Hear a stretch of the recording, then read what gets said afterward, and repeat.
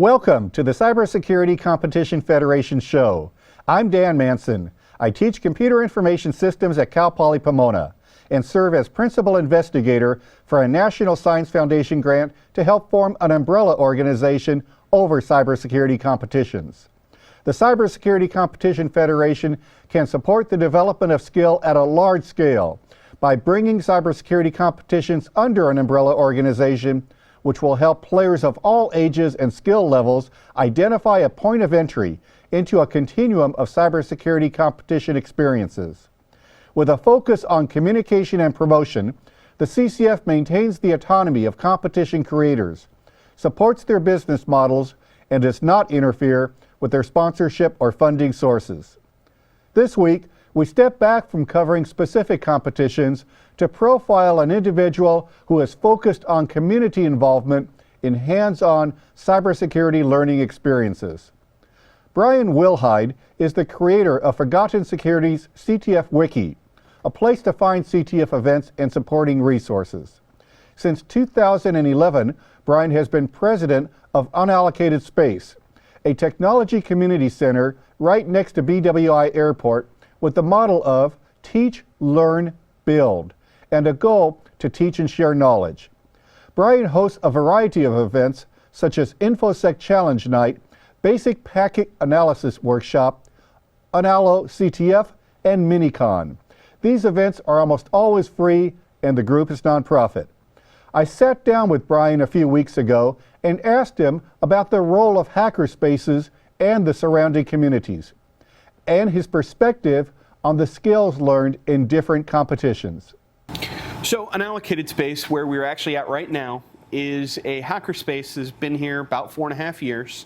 The hackerspace movement, shall we say, is to create a community area where people who are interested in technology of any kind can congregate and work on projects.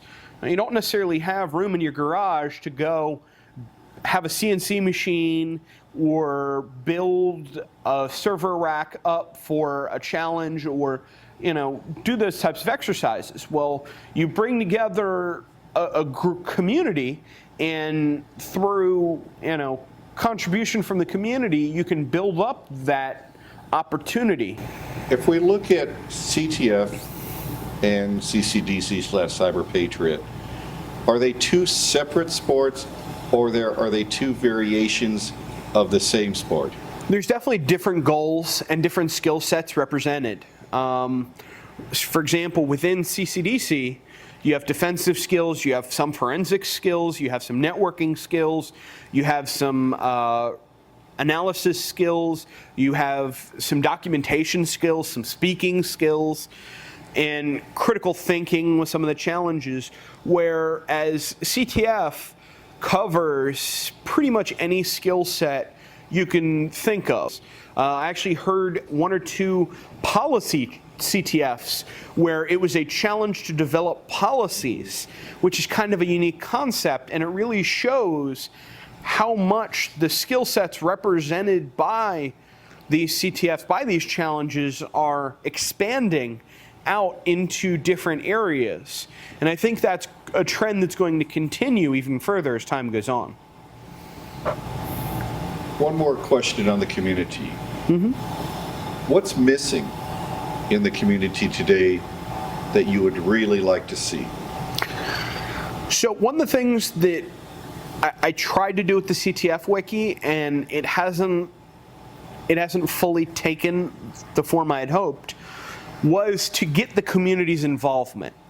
Right now, a lot of people participate in these challenges, a lot of people learn a lot of valuable lessons, but the global sharing of that knowledge is not very uniform right now. Within a particular team, a lot of times there's sharing.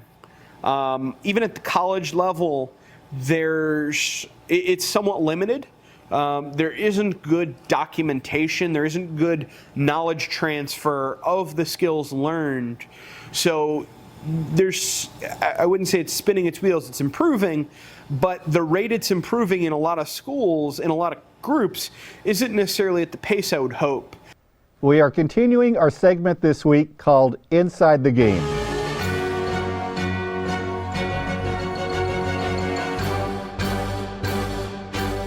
With me is Dr. Jason Pittman. Jason, welcome back. Thanks, Dan. Jason, you have known Brian since his college days. We both know how passionate he is about sharing his knowledge to better learn cybersecurity skills, especially the harder to teach skills involving uncertainty. How do you think we can better involve the cybersecurity community in these competitions? You know, I think Brian demonstrates the philosophy that is necessary. Just show up and play. But you have to show up all the time, and you have to play all the time. Brian has been involved in cybersecurity competitions for the last 5 years. He's played in over a dozen CTFs. He's played in CCDC. He's gone after Cyber Patriot mentoring. He really is in it for all the right reasons. During our interview, Brian told me that the first time he played a CTF, he didn't capture a single flag. So he understands that when you start in these competitions, it's okay not to know what you're doing. But I think that the community needs to understand that too, that they need to jump in and support these competitions more, even though they're still on the outside looking in, because the more involved they are in helping with these competitions, the more they're going to understand the competitions and the true value of them. Right, you know, you kind of have to approach it with what D.T. Suzuki called the beginner's or child's mind. When we started at Capital, Brian and I, with our reign over the competition teams, that's what we attracted, was people that didn't know anything, but they wanted to know what they didn't know, rather than being scared of it and trying to demonize it somehow or just act like it didn't exist. And that's how we attracted highly talented people. What I've been after for a long time is the equivalent of the pizza parlor support, the plaque in the pizza parlor where they support their local baseball team, their local cyber team.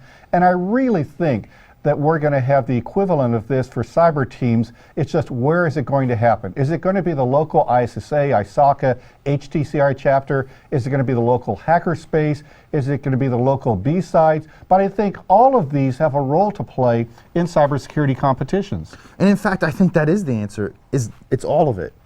It's not one thing, because a cyber competition by design is not representative of just one knowledge vertical. It combines a lot of different knowledge domains, a lot of different skill sets, and it takes a lot of different communities participating in that to make it healthy. You know, in the last few weeks, I've had a chance to speak to students at a couple of schools, San Diego State, Cal Poly San Luis Obispo, and there aren't many students that I spoke to that are playing in competitions, but I tell them that it's not only playing in competitions, it's all the extracurricular activities that you can be involved with beyond that. So I really think there are lots of opportunities to build these bridges between the professional associations, between the B-sides groups. In fact, B-sides has CTFs now. I think what we're going to see also with the professional associations is any chapter that really wants hands-on cybersecurity knowledge is going to hold their own competition, at least on an annual basis. Well, you actually see this interesting community building up, for instance, just around the CCDC competitions with the black team subculture, that those are the more system administration, network administration minded people that may be in a CIS program, or maybe they're even CS students, but they don't want to play, but they want to build. Well, in order to play, you have to have the stadiums built, right?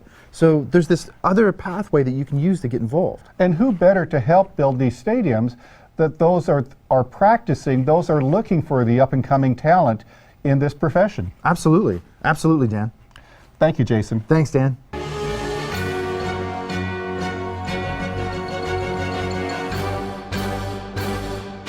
Next week, we will cover the National CCDC 10 finalist teams. If you have a competition you would like us to cover in a future show, please contact us at cyberfed.org. I'm Dan Manson. See you next week.